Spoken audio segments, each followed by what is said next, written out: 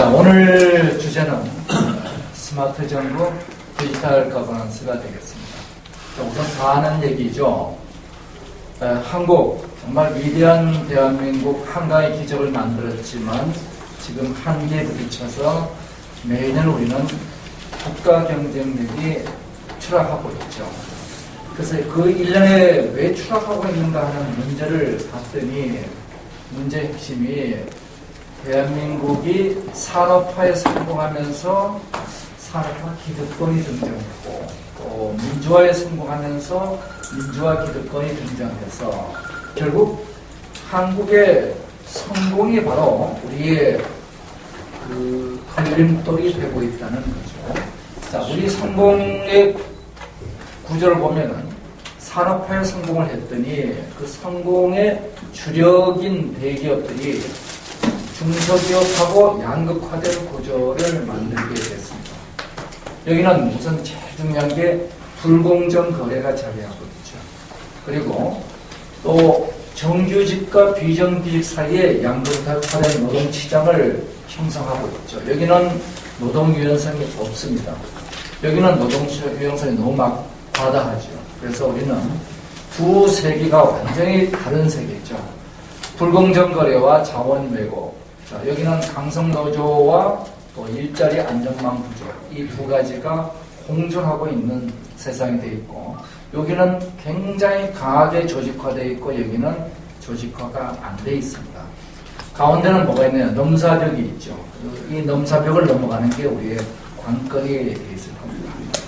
이러한 산업화와 민주화뿐만 아니라 여기에는 정부도 중앙정부와 지방정부 굉장히 노력하고 우리가 세종시도 만들고 혁신도시도 만들고 그러면 중앙정부와 지방정부 사이의 격차가 줄여야 되는데 이게 매년 격차가 확대되고 있습니다. 국민 전체를 보더라도 상위 10%는 지난 20년간 소득이 무려 80%가 늘었습니다. 근데 하위 90%는 12%가 감소했죠. 그래서 이 전체를 놓고 보면은 전체 국가 전체가 양극화가 고착화되어 가고 있다는 거죠. 그래서 우리는 외부로 봐서는 4차 산업혁명이 다가오는데 글로벌 저성장, 소위 우리가 유노멀이라고 부르는 여기에 신고립주의와 외교 분쟁, 지금 대한민국 주변에 일어나고 이런 외부 위기에 우리 대한민국은 저성장, 양극화, 고착화, 비전 없는 정치 이렇게 현재 대한민국은 안팎의 위기에 실려 있는 구조죠. 자, 우리가 이러한 문제를 우리가 극복하려면 과연 어떻게 해야 될 것이냐? 결국 혁신보다 장벽과 연줄이 대한민국을 좌우하고 있기 때문에 산업에 보면은 진입규제, 불공정거래, 가불관계, 또 노동은 경직성 양극화된 시장, 공공은 부처 장벽과 예산 규제 이런 문제들을 우리가 풀려야 된다는 얘기입니다. 바로 이 문제가 구체제, 앙시알레지죠. 이 구체제를 우리가 어떻게 풀어나갈 것이냐 이게 정말 어려운 문제입니다. 힘을 가진 사람들의 힘을 빼는 건 정말 어려운 문제죠. 자, 그래서 우리가 저성장, 양극화, 고착화, 무비전, 저출산, 고령화 이 대한민국이 안고 있는 문제를 해결하기 위한 대안이 과연 무엇이냐? 바로 이 상생의 대안이라는 거죠. 이 상생, 즉 이 공급과 분배 이 두 가지가 각각 양극화, 저성장으로 가는 대한민국의 구조는 성장 정책은 분배 문제를 폐기하고 문제는 성장으로 폐기되고 있기 때문에 모든 성장과 분배 정책들이 거의 대부분 통과가 안 되고 있습니다. 결과가 바로 대한민국이 안고 있는 저성장 양극화 문제가 되겠죠. 자, 이 문제를 우리가 풀려면 어떻게 해야 될 것이냐? 바로 이거죠. 성장 사이클과 분배 사이클 이 두 가지 사이클을 각각 극대화시키는 구조를 만들자. 이것이 1차 분배, 즉 시장 소득을 통해서 성장을 지속 가능하게 만들고 이 가처분 소득, 2차 분배를 통해서 수요를 지속 가능하게 만드는 것.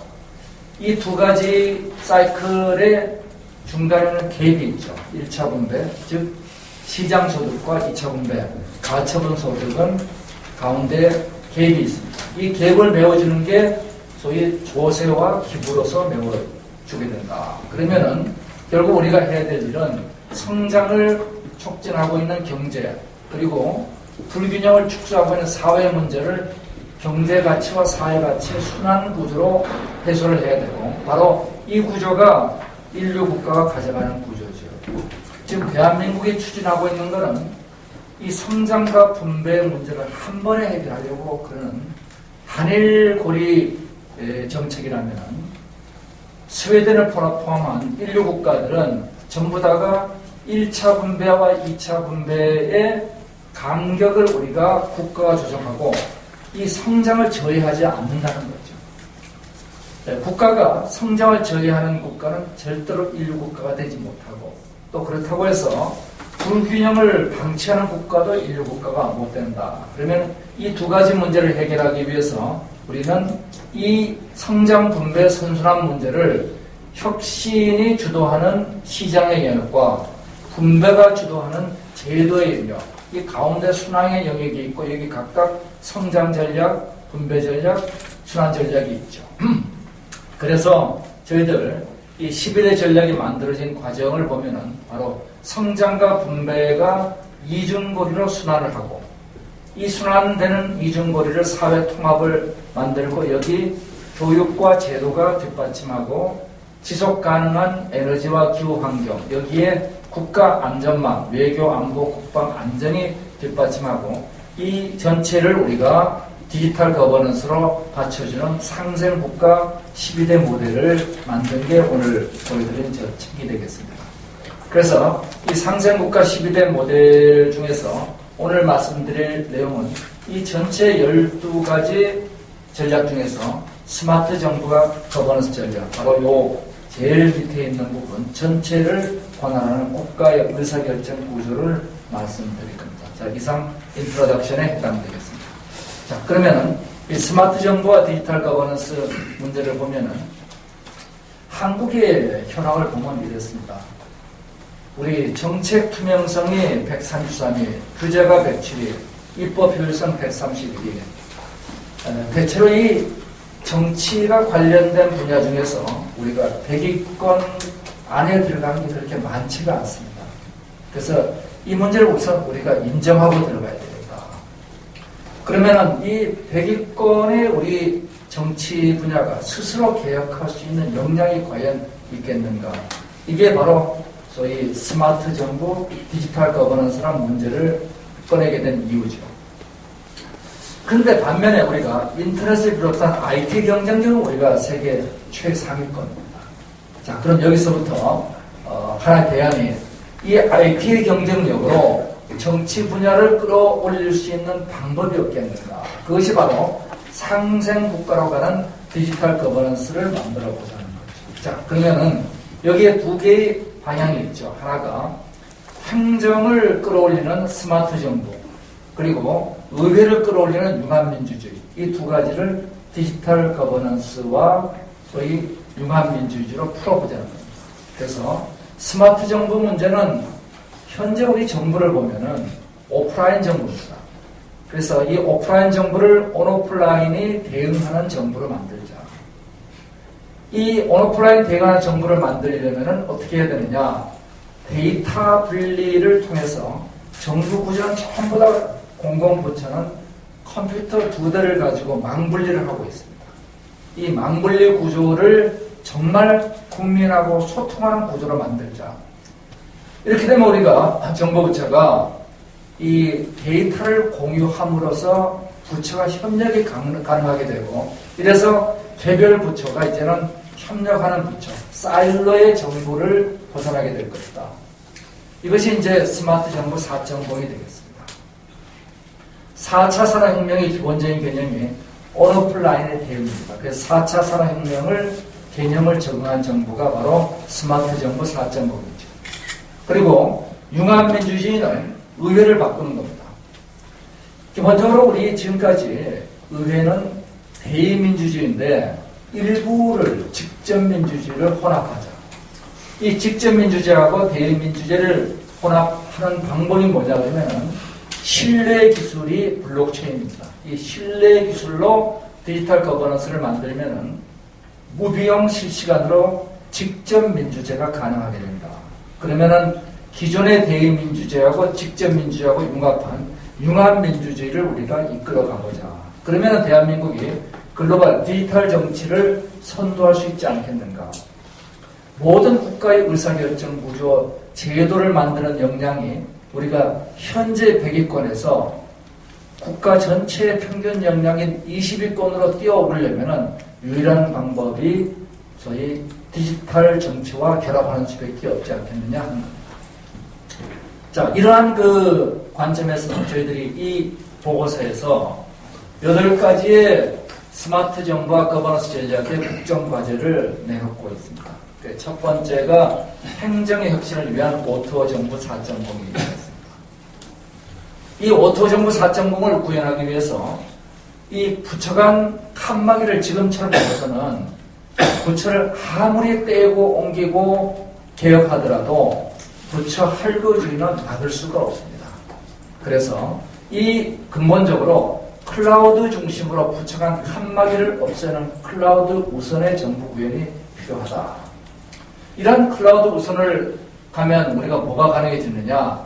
빅데이터와 인공지능으로 행정 효율화가 드디어 가능하게 될 것이다. 이게 사실은 이각범 교수님께서 스마트 정부를 만드시기 위해서 엄청 노력하신 부분이 되겠습니다. 근데 그것이 안 되는 이유가 정보의 보안과 개방의 균형이 우리가 안 맞아 있습니다. 제가 얘기는 점잖게 썼지만은 본질적으로 우리 국정원이 모든 정보를, 공공정보를 통제를 하고 있습니다. 이래가지고 이 부처 간의 협력을 위한 정보 공유가 현실적으로 불가능한 구조입니다. 세종시에 우리 공무원들이 가 있는데 이 세종시의 공무원들 실장, 국장급들은 주로 고속도로에서 이동하고 있죠. 그분들이 현장에 있는 공무원들하고 소통하기 위해서는 클라우드를 통한 데이터 공유가 돼야 됩니다. 우리는 클라우드를 통한 데이터 공유가 일체 금지되어 있죠. 정보가 완전히 보안 위주로 되어 있습니다. 우리는 보안과 개방의 균형이 이게 인류 국가로 가는 4차 산업혁명의 제일 근간이 되죠. 그리고 이러한 정보 보안과 더불어서 이 공공정보고 개인정보는 통제와 활용의 균형으로 가야 됩니다. 우리는 모든 개인정보가 또 통제로 가 있고 이게 세계 제일 강력한 통제 수준입니다. 4차 산업혁명은 한마디로 빅데이터를 통한 혁명입니다. 빅데이터는 공공정보와 개인정보의 결합이죠.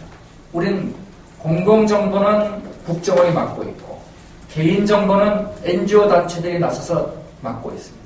그래가지고 개인정보, 공공정보 전부 다가 빅데이터화되지 못하고 있어요. 이래서 결과적으로 대한민국은 지금 4차 산업혁명의 후진국이 되어버린 겁니다. 그래서 개인정보의 통제와 활용의 균형을 차지해야 되겠다. 그리고 이어서 이제 의회 혁신은 블록체인 기반의 융합민주주의가 도입되는데 이렇게 도입되면 우리는 뭘 할 수 있느냐? 온라인으로 국민소환, 국민청원제가 가능하게 되죠. 자, 국민청원제 통과돼야 될 법이 있는데 이 통과돼야 될 법이 아직 통과가 안 됐다. 지금 실질로 아무리 좋은 법이 올라가더라도 진영 논리 하에서 소위 주요 정당 간의 법안 교환 구조가 되어 있기 때문에 아무리 좋은 법도 통과가 안 되고 있습니다. 그래서 그런 법들을 국민들이 예를 들어서 스위스와 같이 1%가 청원하게 되면은 국민투표에 붙이자 이거예요. 옛날 같으면 국민투표 한번 하려면은 5조가 들어갑니다, 실제로. 근데 이것을 실시간 무비용으로 할 수 있으면은 국회가 완전히 다른 국회가 바뀌어요. 자, 거기다가 통과된 법안이 이게 보니까 특정 이익단체하고 짜고 친 법안이더라. 이런 경우는 다시 국민청원에 의해서 폐기시킬 수가 있습니다. 경우에 따라서 국민소환제 이것이 굉장히 품위를 떨어뜨리는 국회의원에 대해서 국민소환을 할 수 있습니다. 우리가 국회 윤리위원회가 있지만, 이 위원회 보내고 있는 와 계십니다만은, 국민들이 사실 크게 기대를 안 하고 있습니다. 예. 그래서 온라인 국민 소환제에 가능할 수 있죠. 또 어느 날 국민들이 늘 우리가 참여를 하는 행정과 의회가 이루어지기 위해서는 국민 여론조사가 투명하고 실시간으로 이루어지면 되는데 여론조사가 고비용 구조입니다. 거기다가 지금 전화에 의한 여론조사는 굉장히 바이어스가 되고 있어요. 그렇다 모바일 여론조사도 바이어스가 되고 있습니다. 그래서 이 부분을 우리가 제대로 된 실시간 스마트한 여론조사를 할 수 있는 방안이 있어야지 밀착된 국민 참여 정치가 가능하지 않겠습니까? 이 8개의 국정과제를 수행하면은 국가에 대한 우리 국민들의 신뢰도 올라가고 국민 참여도 올라가고 이걸 통해서 우리는 더 나은 국가를 건설할 수 있을 것이다. 이 8가지 과제를 지금부터 말씀을 드리겠습니다. 첫 번째, 스마트 정부죠. 정부 1.0의 4.0까지의 과정을 보면 우리가 웹 1.0, 2.0, 3.0, 4.0에 발전을 합니다. 그래서 각각의 개념이 연결의 웹, 공유의 웹, 의미의 웹에 발전하죠. 그리고 웹 4.0은 우리가 자기 조직화의 웹이다. 그래서 스스로 조직화하는 거죠. 자, 여기에 각각 정부가 등장합니다. 연결의 정부, 우리가 흔히 얘기하는 전자정부 1.0입니다. 대한민국의 세계 1등이라고 자랑하는 거 있는 것은 이 연결의 정부죠. 이어서 공유의 정부, 그리고 의미의 정부, 자기 조직화 정부가 등장하게 될 겁니다. 우리가 과거에 연결의 정부에서는 전화나 TV를 통해 가지고 주민등록 등본을 안 가도 떼줄 수 있게 되는 거죠. 근데 여기서 데이터는 누가 갖고 있냐? 정부가 갖고 있죠. 국민들이 갖고 있지는 않습니다. 그래서 연결의 정부에서는 국민들은 정보를 요청해서 서비스를 받는 개별 서비스를 받지 스스로 서비스를 만들지는 않죠. 자, 이러한 연결의 정부가 이제 개방의 정부로 가면서 공공의 정부가 민간에 개방이 되니까 여기서부터 메시업 서비스가 만들어져서 우리가 콜버스나 시내버스 앱 이런 것들이 만들어지게 되죠. 이 연결의 정부에서 개방의 정부로 가면서 정부는 한 단계 점프를 하게 됩니다. 이어서 플랫폼 정부로 가면서 이제 정부 3.0을 거쳐서 자기 조직화되는 Decentralized Autonomous Organization, 즉 정부 4.0 형태로 들어가게 되죠. 지금 우리 정부 구조를 가지고 지금 각 정당에서는 굉장한 연구를 하고 있을 겁니다. 뭘 연구하고 있느냐? 현재 우리 정부 구조가 이렇게 돼 있는데, 자, 어떤 감사원은 떼다가 국회로 갖다 보내고 국회에 상시감사 제도를 만들고 국정감사하고 통합시키고 식품안전처는 다시 현업부서로 보내고 뭐 등등등등 수많은 연구를 하고 있죠. 그런데 이 모든 조직이 어떤 조직이냐? 기업에서 얘기하면 30년 전에 우리가 쓰던 라인 스텝 조직. 그 부처는 라인이고 그 다음 위원회는 스텝이지. 이 라인 스텝 조직 가지고 복잡한 기업의 문제를 풀 수 없다는 걸 이미 알려져 있죠. 그래서 기업은 그 다음에 매트릭스 형태의 기업으로 이동을 했습니다. 그러다가 기업들은 다시 이제는 완전히 자기 조직하는 구조로 이동을 하고 있죠. 그런데 우리 정부는 30년 전에 기업의 형태에 머물러 있습니다. 이 상태에서 어떤 일이 생기느냐? 특정 문제를 풀기 위해서는 특정 부처를 만들어야 됩니다. 특정 부처를 만들게 되면은 컨트롤 타워가 만들어지죠. 특정 부처는 결코 여기 위원회가 있지만 위원회가 여기 부처에 있는 사람들하고 동시에 공유하지는 않습니다. 항상 타결을 받거나 이렇게 하는 거죠. 그러니까 뭔가 일을 하려면 조직이 만들어야 되고 조직이 만들어지면은 그 조직이 각각 다른 조직과는 배타적인 구조로 가게 됩니다.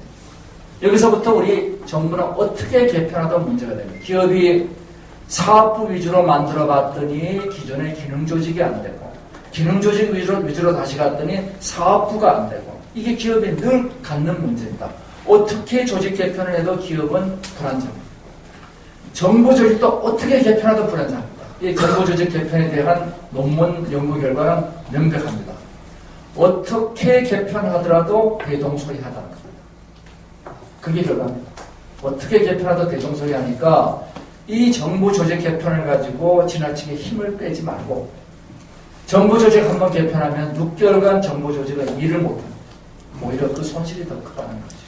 자, 그러면은 지금 이 정부 조직 개편을 아무리 하더라도 현재 책임과 권한을 중심으로 하는 오프라인 조직은 사일로의 장벽을 가지고 모든 조직은 모순입니다. 그래서 성과 분석 결과 성과 없다는 게 명백하게 드러나 있습니다. 그런데 그럼에도 불구하고 이번 신정부가 누가 맡게 되든 간에 정부 조직은 개편할 겁니다. 그것도 왕창 개편할 겁니다. 6개월간 정부 조직은 일을 못할 거예요. 이걸 어떻게 해야 될 것이냐. 결국 온라인과 오프라인이 융합하는 정부를 만들어야 됩니다. 그래서 오프라인에서 발생하는 모든 정부의 데이터가 온라인에서 빅데이터로 만들어지고 이것을 우리 인공지능을 활용해서 전체를 최적화하는 이런 구조로 가야 되는 거예요. 그래서 구체적인 형태를 보면은 데이터를 오프라인 개별 행정에서 수집해서 이것을 클라우드에서 보안 상태로 공유할 수 있어야 된다. 이게 미국이 지금 미국의 정부 2.0으로 이동하면서 한 제일 중요한 일이 쉐어드 서비스 센터입니다. 이게 클라우드 기반의 정보 공유 센터하고 코워크 센터입니다. 여기서 클라우드 상태에서 보안과 공유를 하고 있다는 것은 미 국방성이 클라우드에 데이터를 올립니다. 이 공유한다고 해서 보안이 안 되는 게 아닙니다. 비밀화, 암호화를 통해서 보안을 하고 공유를 하는 거죠. 그리고 이제 여기에 이렇게 되면 인공지능 기반의 개방정부 서비스들이 만들어집니다. 모든 부처마다 부처에는 기술 혁신 업무가 있습니다. 그러면 기술 혁신 업무를 다 묶어보세요. 그러면은 부처가 또 하나 새로 만들어지는 거죠. 그럼 기존 부처의 기술 혁신하고는 서로 또 안 맞아 들어갑니다. 모든 부처는 중소기업 업무가 있고 모든 부처는 여성의 업무가 있습니다. 이걸 전부 다 우리가 개별적으로 부처를 만들다 보니까 복잡해진 거죠. 그래서 이렇게 이 온라인과 오프라인 연결된 정부 형태를 만들자 하는 겁니다. 자, 그렇게 만들고 이제 국가는 4차 산업혁명에서 무엇을 해야 될 것이냐 하는 문제인데 제가 4차 산업혁명 이렇게 정의합니다. 인간 중심의 현실과 가상의 융합이다. 이렇게 정의하면은 국가가 해야 될 일은 뭐냐면은 크게 4차 산업혁명의 양대 축은 제도와 기술이라는 양대 축으로 만들어져 있습니다. 이 제도에 대해서는 4차 산업혁명의 걸림돌을 제거하는 거고 기술은 새로운 기술의 융합을 촉진하는 겁니다. 그런데 기본적으로 기술은 시장의 영역이고 기업의 영역입니다. 그리고 제도는 기본적으로 정부의 영역이죠. 근데 지금 보면은 정부가 어디로 주로 힘을 쏟고 있냐면 기술 정책에 힘을 쏟고 기술 정책도 융합이 아니고 개별 기술 정책에 많은 돈을 쏟아붓습니다. 여기 무려 20조의 국가 예산이 투입되고 있어요. 그리고 성과는 OECD에서 가장 낮은 성과를 보이고 있습니다. 왜 그러느냐? 기본적으로 이 영역은 정부의 영역이 아니기 때문입니다. 우리보다 적게 투입하는 나라에서도 산업기술 개발에 그렇게 직접 돈을 넣고 있는 나라는 제가 없다고 단언할 수 있습니다. 국방, 환경, 보건 이런 사회 문제 해결에 들어가는 거지 산업기술 개발에 우리처럼 국가가 자원을 투입하는 데는 없고 그 결과는 레몬 마켓이 만들어져 있습니다. 자, 이 힘을 빼고 어디로 가야 되느냐? 제도를 개혁하는 쪽으로 이동하는 됩니다. 수많은 4차 산업혁명의 걸림돌들, 이것이 대한민국이 안고 있는 제도적 문제죠. 우리가 모든 4차 산업 분야에서 중국에 뒤진 이유는 뭐냐? 이 제도, 특히 규제 문제입니다. 그리고 이제 여기에 이걸 수행할 기업가 정신을 북돋아주는 거. 이 세 가지가 우리 4차 산업혁명의 3대 국가 정책이죠. 자, 여기서 가장 중요한 건 규제 문제를 풀어주는 거. 이 중에서 더욱 중요한 건 지금 말씀드린 데이터 규제입니다. 자, 그러면은 이 걸림돌에서 제일 중요한 게 뭐냐? 데이터 수집, 그리고 빅데이터 구축, 인공지능과 융합, 이 문제를 우리가 풀어줘야지 4차 산업혁명의 국가 대응이 되죠. 자, 보면은 규제를 걷어내는 문제가 얼마나 중요하냐. 우리가 다시 한번 보지만 여기서 수집에서 저장, 활용까지 데이터가 순환하기 위해서는 여기 있는 수많은 규제들을 풀어줘야 됩니다. 자, 그래서 개인 데이터가 지금은 수집을 규제하고 있습니다. 수집을 규제하니까 생기는 문제가 뭐냐? 수집한 기업이 아니면 활용할 수 없는 구조로 되어 있습니다. 예. 물론 소유권은 누구냐? 수집한 회사가 가지고 있습니다. 동의를 받았기 때문에. 자, 그러면은 수집한 여기 이 빌딩의 주인 KT, SKT는 그 데이터를 활용할 수 있어요. 수집할 능력이 없는 벤처기업들은 이런 빅데이터를 이용해서 할 수 있는 사업이 존재하지 않습니다. 수많은 벤처기업들이 이러한 데이터 활용 사업에 뛰어들었다가 전부 다 물러나는 이유는 우리 대한민국이 갖고 있는 수집 규제 때문입니다. 수집 규제는 전적으로 대기업 중심의 운동장이 기울어진 운동장입니다. 그 데이터의 소유권이 개인에게 있다면 내가 이동을 시킬 수가 있어요. 그리고 잘못된 활용을 규제할 수 있죠. 이것이 바로 옵트인에서 옵트아웃의 규제 전환입니다. 4차 산업혁명으로 가는 국가가 데이터 수집을 규제하는 형태의 정책까지는 절대로 4차 산업혁명이 불가능한 구조죠. 자, 그래서 우리는 이것이 KTX2를 탈 때 다 규제하는 정책에서 안 탔을 때 걸리면 30배 무는 규제로 활용 잘못하면 1벌 100배로 가는 규제로 바뀌는 거죠. 이 데이터 수집 활용의 포괄적 정책, 이것이 이 4차 산업혁명으로 가는 첫 번째 걸림돌이랑 두 번째는 우리 클라우드의 빅데이터를 구축하는 겁니다. 개인 집의 근거가 안전하냐, 은행 근거가 안전하냐. 개인 집 근거보다 은행 근거가 안전합니다. 그러면은 개인 병원에 서버가 안전하냐, 클라우드의 서버가 안전하냐. 클라우드 서버가 안전합니다. 그런데 우리는 클라우드에 개인 의료 정보가 못 올리게 되어 있었습니다. 그러니까 개인 의료 정보들이 어디 있느냐? 개별 병원에 있습니다. 개별 병원의 서버는 보안 시스템이 없다고 봐도 됩니다. 그래서 거기 있는 데이터는 다 틀렸습니다. 개인이 병원을 평택 성춘병원에 갔다가 여기 삼성 서울병원 오게 될 경우 내 의료 기록은 양쪽에 흩어져 있습니다. 종합 진료를 받으려면 당연히 개인 의료는 클라우드에서 통합이 되어 있어야 됩니다. 당연히 개인 퍼스널 헬스 레코드는 클라우드에 올라가는 게 원칙입니다. 이게 미국의 원칙이에요. 근데 한국은 못 올리게 되어 있습니다. 이런 정말 4차 산업혁명 도저히 못 가게 하는 규제들이 우리 발목을 잡고 있죠. 그래서 결과적으로 이 4차 산업혁명의 데이터는 클라우드 기본 데이터입니다. 왜냐하면 클라우드를 왔다 가야 되니까. 그런데 클라우드 트래픽이 우리가 OECD 최저 3%. 온갖 규제 때문에 생기는 문제예요. 자, 국정원의 클라우드 규제 협박. 이거 없이는 대한민국 앞으로 한 발자국도 지금 못 움직입니다. 세종시에 이동한 공무원들, 그리고 혁신도시에 있는 수많은 임직원들, 되게 공기업들이죠. 그들이 정말 행정의 효율성을 올릴 수 있는 유일한 방법은 클라우드를 통한 연결 구조인데 이 연결 구조를 철저히 우리는 두드려 맞고 있죠. 각 부처가 클라우드 우선 정책을 강력히 추진해야 됩니다. 이거 없이는 우리가 앞으로 갈 수가 없습니다. 그리고 인공지능의 개방 생태계를 활용해야 되는데, 자, 인공지능 굉장히 중요해요. 그렇지만 우리가 PC의 OS를 다 만들 필요가 없듯이 인공지능을 모든 국가들이 다 만들 필요는 없습니다. 그건 이미 다 소스 코드까지 다 개방됐습니다. 그래서 구글이 개방했고 마이크로소프트가 개방했고 IBM이 다 개방했습니다.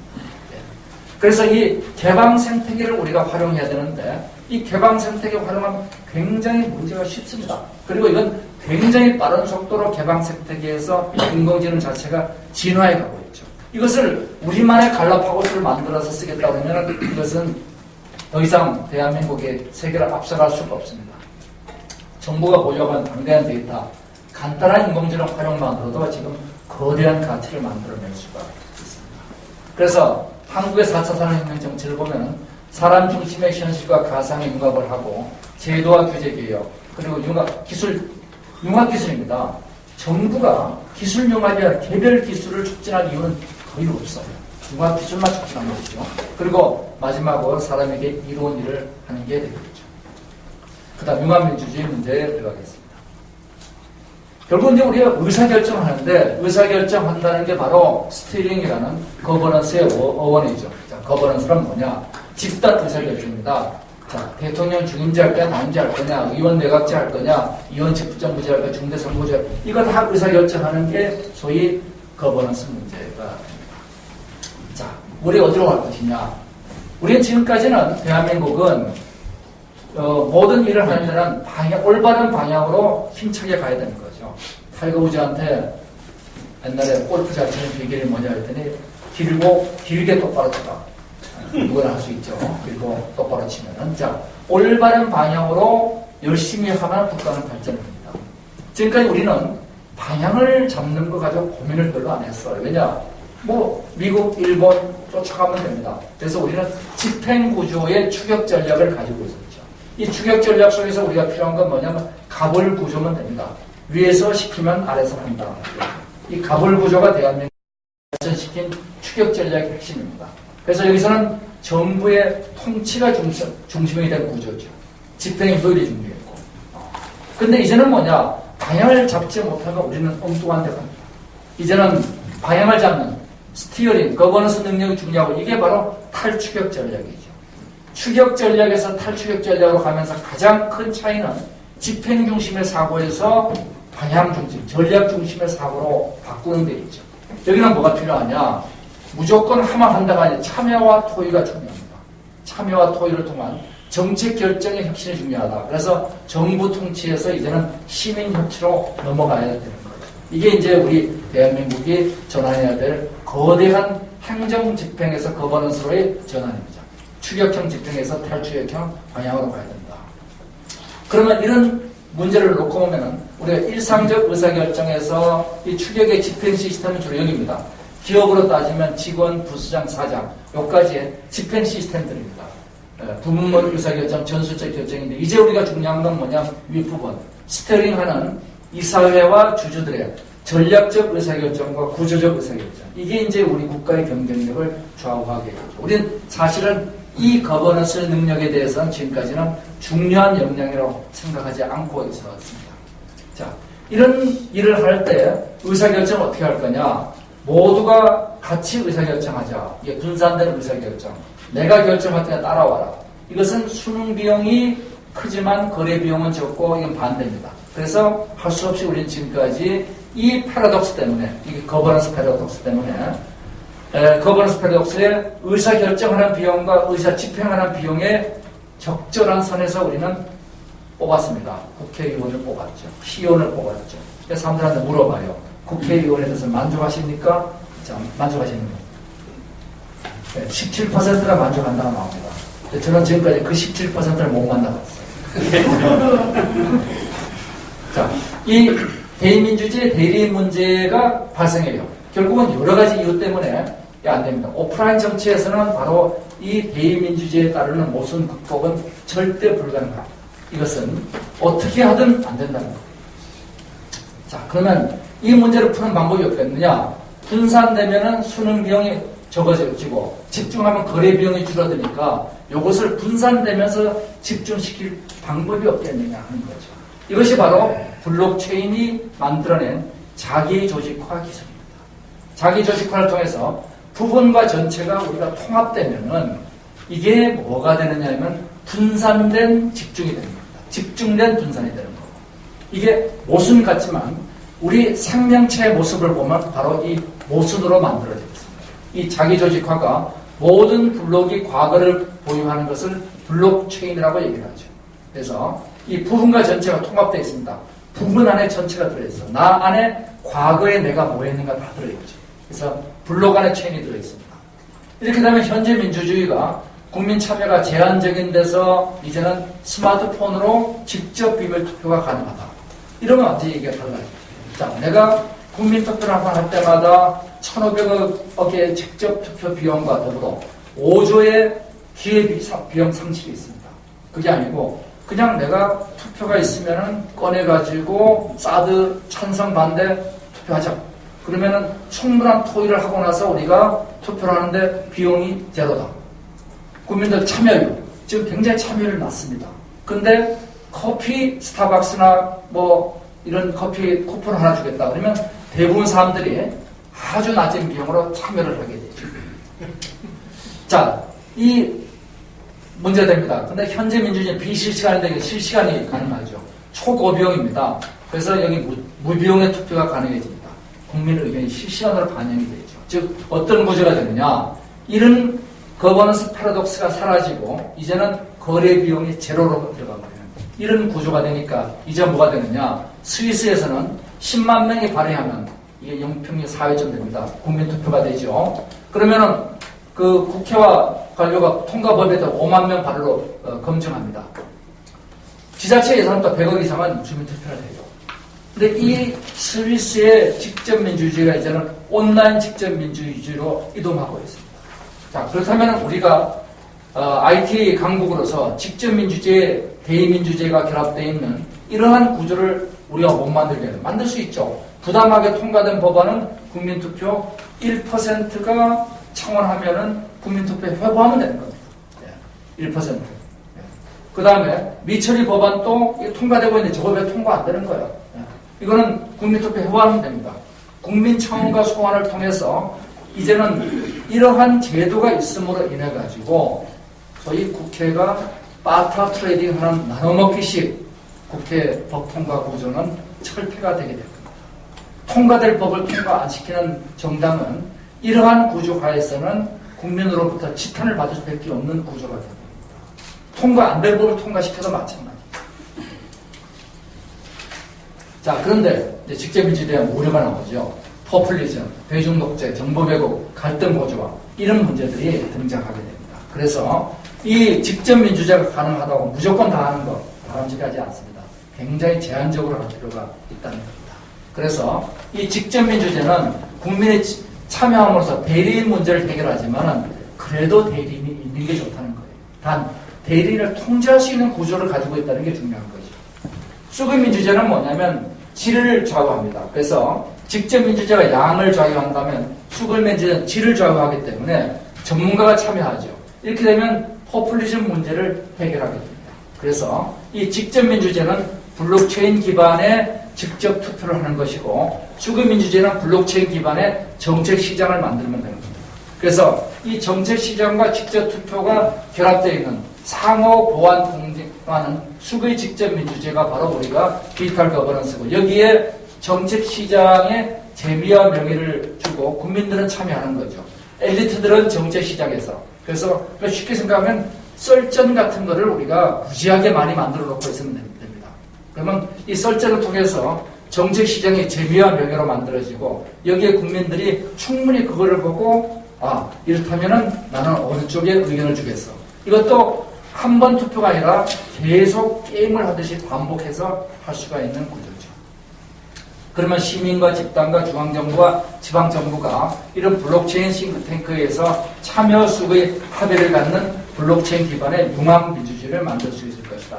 이것이 바로 우리가 디지털 거버넌스로 가는 길입니다. 자, 맨 처음은 우선 당장 의사결정을 하지 않은 여론 수렴에 쓸 수 있습니다. 기존의 여론조사 문제를 해결할 수 있겠죠. 두 번째 정책 참여를 합니다.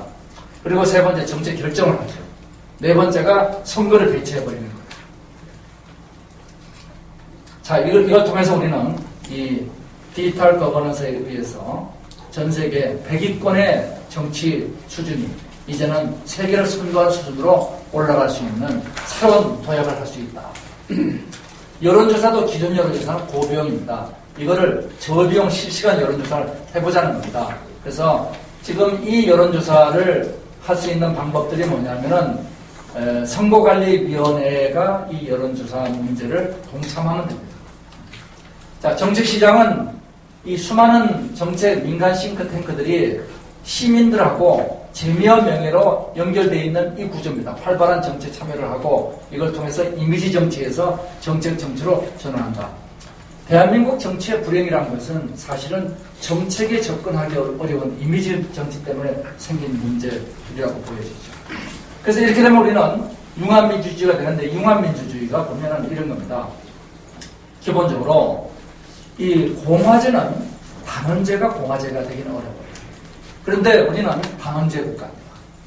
이 단원제의 국회가 누굴 대변하고 있느냐? 상위 90%냐, 상위 10%냐, 하위 90%냐? 우리는 알고 있죠. 어느 쪽이죠? 상위 10%입니다. 그거는 지금까지 제도들이 결과가 증명하는 겁니다. 상위 10%의 소득은 80%가 느는데 하위 90%는 11% 줄었습니다. 그럼 누구를 대변하고 있는 거는 명확한 거죠. 자, 그러면은 하위 90%를 누가 대변할 것이냐 이거예요. 맨날 촛불하고 태극기 들고 나와서 돌아다닐 수 없는 거잖아. 그러니까 그거를 하위 90%를 누가 하느냐? 바로 디지털 직접민주주의로 하원을 만들자는 겁니다. 이게 바로 융합민주주의의 단원제를 보완하는 단원제 플러스 디지털 직접민주주의. 이것이 우리 한국의 양원이라는 거죠. 그리고 이것은 블록체인 확산되는 게 아파트에서 정당을 거쳐서 지자체 중앙정부로 이렇게 확산해 갈 수 있다는 말씀을 제가 드리면서 블록체인 거버넌스 문제를 그 다음 얘기하겠습니다. 우리는 흔히 블록체인 기술 설명은 한 2박 3일 해도 이해가 안 돼요. 그냥 외웁시다. 블록체인은 신뢰를 만드는 기술이다. 이렇게 외우시고. 그러면 블록체인이 활용되는 분야는 모든 신뢰의 대안입니다. 그래서 첫 번째 우리가 신뢰가 제일 중요한 건 돈이죠. 돈의 정의는 교환 가능한 숫자가 있는 신뢰의 수단입니다. 이게 돈입니다. 그러면은 돈은 전부 다 블록체인으로 들어가게 됩니다. 계약, 공공기록, 그래서 시민증, 전자투표, 이게 전부 다 신뢰를 기반으로 하죠. 이게 전부 다 블록체인, 공공보안 분야입니다. 세 번째가 우리가 IoT에 의해서 자율주행차가 만들어지는데 자율주행차가 코너에 돌면서 바깥으로 돈다. 그러면 그냥 완벽한 살인이 이루어지죠. 굉장히 위험하죠. 그러니까 뭐가 필요하냐? IoT, 산업인터넷에서는 반드시 보안이 필요합니다. 이 완벽한 보안을 누가 제공할 거냐? 바로 블록체인이 제공한다. 그리고 거래 결제도 블록체인이 제공한다는 겁니다. 그래서 이 블록체인을 통해서 세상이 바뀌는 게 화폐 분야가 완전히 바뀌어가고 있습니다. 우리가 생각하는 것보다 굉장히 빠른 속도로 화폐가 개혁되고 있죠. 그리고 이 국내에서도 지금 블록체인을 이용해서 여러 은행들이 이미 도입을 하고 있습니다. 공공보안 분야에서도 나스닥이 주식거래소에 한국도 지금 장외시장에 도입하고 있죠. 에스토니아는 전자시민권, 그 다음에 온두라스는 부동산 등기부등본, 전부 다 이걸 블록체인으로 바꿔놓고 있죠. 그리고 공공보안 분야에서 온두라스 여기 부동산 등기하고 필립스가 한장, IBM이 어댑트나 GM의 차량 금융계약 전부 다 블록체인 가지고 바로 해버리고 있습니다. 그리고 거래결제도 소액결제 이런 거 하고 있고 세계 행정부들을 보면 두바이 2020년까지 모든 공문서를 블록체인으로 이동시킬 것이다. 그래서 22,500만 시간을 문서 처리 소요 시간을 절약할 것이고 중국, 미국, 러시아 전 세계 국가들이 전부 다 블록체인으로 빠른 속도로 행정이 이동합니다. 행정이 뭡니까? 신뢰입니다. 신뢰를 만드는 기술이 블록체인이죠. 그래서 블록체인을 통해서 우리도 보면 블록체인을 지자체 보면은 여론조사, 주민청원제, 주민자치, 지방세하고 복지 비용을 걷고 나누는 거. 그래서 이걸 전부 다 블록체인으로 하면 투명하게 되는 거죠. 등록 업무와 반복 업무 효율화 다 이런 거 블록체인으로 합니다. 자, 지자체가 지금 중앙정부와 지방정부의 문제를 블록체인 가지고 해결한다. 자, 이제 결론적으로 마지막 슬라이드인데요. 우리는 4차 산업혁명을 인공지능이 중심으로 하는 경제혁명으로만 보고 있지만 사실은 세상은 경제와 사회 두 가지 나눠져 있습니다. 경제는 시장과 기업이 주된 역할을 하죠. 그리고 사회는 제도와 국가가 중요한 주된 역할을 합니다. 늘 세상의 불행이라는 것은 제도가 시장의 영역까지 들어오게 되면 거기서부터 황폐화가 시작됩니다. 그리고 시장이 제도 영역까지 들어가게 되면 거기서부터 양극화 갈등이 시작되죠. 그래서 각각의 영역이 있습니다. 이 영역을 좌우하는 가장 중요한 기술이 인공지능이 경제를 완전히 바꿉니다. 블록체인이 사회를 완전히 바꿔요. 그래서 초생산과 초신뢰를 만들어냅니다. 이 초생산과 초신뢰의 경제자산과 사회자산이 순환하는 것이 바로 4차 산업혁명이 만드는 선순환 경제사회 구조고 이들이 바로 얘기하는 것이 정치의 미래를 다 뭐라고 얘기냐. 미래의 정당은 싱크탱크와 같이 될 것이다. 그리고 현재 정부 형태는 앞으로 무용지물이 될 것이다. 이런 얘기들을 하고 있죠. 제 의견은 여기서 마치도록 하겠습니다.